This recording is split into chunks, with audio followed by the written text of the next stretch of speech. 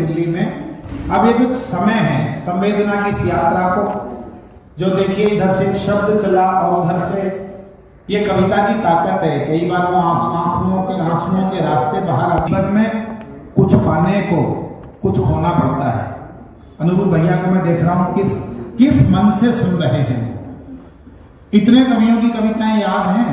राहतों में हो तुम ही तुम, पा रही है जो मुझे तुम। बहुत सारे लोगों तक, और यही कविता की ताकत है।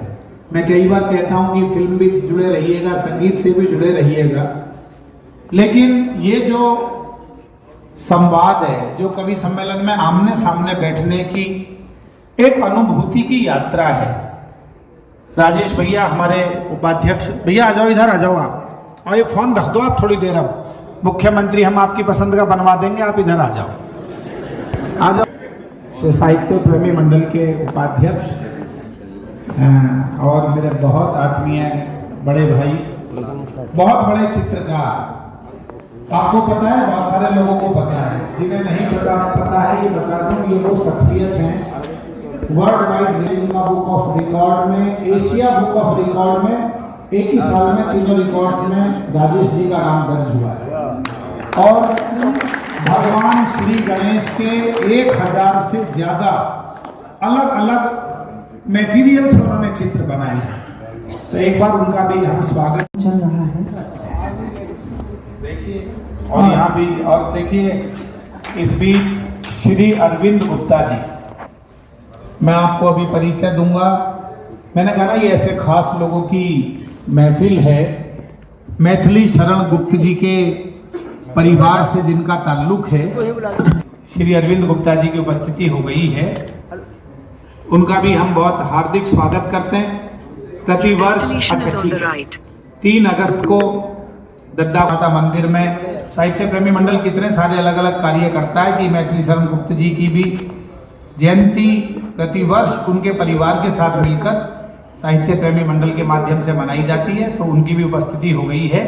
नमस्कार, HBN लाइव न्यूज चैनल में आप सभी दर्शकों का स्वागत है। आज हमारे साथ हैं एक ऐसे समाज सेवी जिन्होंने अपनी मुकाम, कोई एक देश पकड़ता है, कोई एक जगह पकड़ता है, कोई एक समाज पकड़ता है, लेकिन इन्होंने तो पूरा विदेशों तक अपना पकड़ बना लिया है। इन्हें कहते हैं मसीहा, गरीबों के मसीहा। इन्होंने इतने ब्लड डोनेट किए हैं, जैसे आज के डेट में ब्लड के लिए अगर कमी होती है तो लोग दर बदर भटकते हैं, लेकिन ये अपना शिविर लगा के ब्लड डोनेट इतना ज्यादा कर चुके हैं कि इनको ब्लड का मसीहा कहा जाता है। आज हम आपको परिचय बता देते हैं। डॉक्टर बसंत गोयल जी, जो गोयल मेडिकोज के CEO हैं, और इन्होंने अपने कार्य से देश में ही नहीं विदेशों में भी न जाने कितने अवार्ड कमा लिए हैं। तो सर, आपका हमारे चैनल में बहुत बहुत स्वागत है। पहले तो मैं धन्यवाद देना चाहूंगा, जो भी आपने मेरे बारे में कहा। देखो, ये सब कराने वाला तो परमपिता परमेश्वर और समाज के वो लोग जो मेरे साथ जुड़े हुए हैं, उनकी वजह से मैं सारी चीजें कर पाता हूँ। और आपके चैनल के माध्यम से कहीं ना कहीं हजारों लोगों को ये चीजें पता चलती हैं, जो हम कहीं ना कहीं भारत देश के लिए कर रहे हैं। और भारत देश से बाहर ना जाने अब 25 से 30-40 कंट्री में भी भारत देश का डंका बजने लगा है। तो मैं तो उस परमपिता परमेश्वर का आशीर्वाद ही मानता हूँ कि जो ऐसा दिन और एक ऐसा हमारा चैनल जो इस चीज को बता पाता है, जन जन तक पहुंचा पाता है, तो मैं उनको भी धन्यवाद देता हूँ, उस परमपिता परमेश्वर को भी धन्यवाद देता हूँ। सर, हमने ये देखा है कि आप भारत देश के लिए ही नहीं विदेशों में भी गए हैं, और आपने न जाने कितने अवार्ड, बहुत अवार्ड हासिल किया है। और आज अब जो एक मुहिम आपने चलाई है, गौ के गोबर की जो प्रतिमा बनवा के हर राष्ट्रपति से लेके उपराष्ट्रपति से लेके यहाँ तक कि प्रधानमंत्री तक के आपने चित्र को उकेरा है, इसका क्या राज है?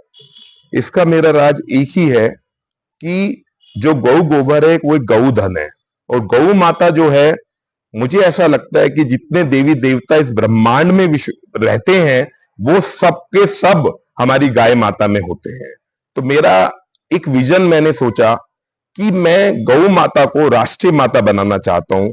इस मुहिम में मेरे साथ भारतवर्ष से क्या, भारतवर्ष के अलावा भी जो संत हमारे भारत देश से बाहर अलग अलग विदेशों में रह रहे हैं, वो भी इस मुहिम में मेरे साथ हैं।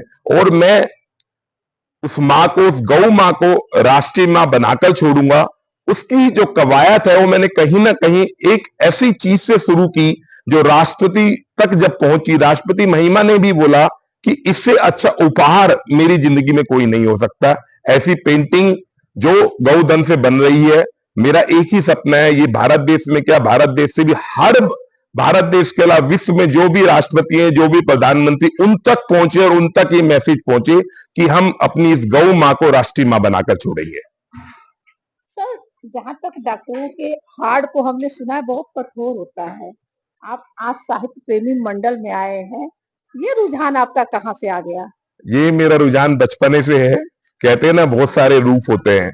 साहित्य प्रेमी मंडल हमारा एक ऐसा मंडल है जो कहीं ना कहीं जो उभरते हुए कवि होते हैं उनको हम लोगों के बीच में लेकर आते हैं।